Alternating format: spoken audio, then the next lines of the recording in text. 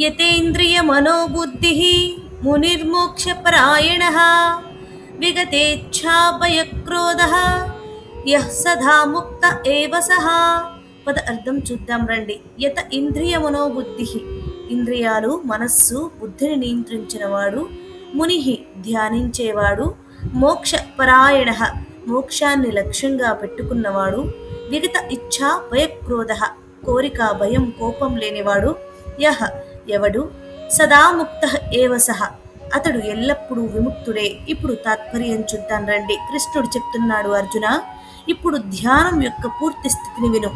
ఎవడు తన ఇంద్రియాలను మనస్సును బుద్ధిని నియంత్రించుకుంటాడో అతడు మోక్షాన్ని లక్ష్యంగా పెట్టుకుని జీవిస్తాడు. అర్జున అతనిలో కోరికలు ఉండవు, భయం ఉండదు, కోపం ఉండదు. అతను పూర్తిగా ప్రశాంతంగా ఉంటాడు. అటువంటి వాడే ఎల్లప్పుడూ విముక్తుడిగా ఉంటాడు. అర్జున విముక్తి అంటే ఎక్కడికో వెళ్ళడం కాదు, మనస్సు బంధాల నుండి బయటపడడం. అదే నిజమైన స్వేచ్ఛ అని కృష్ణుడు అర్జునుడికి అలాగే మనకి కూడా తెలియజేస్తున్నారు. హరే కృష్ణ.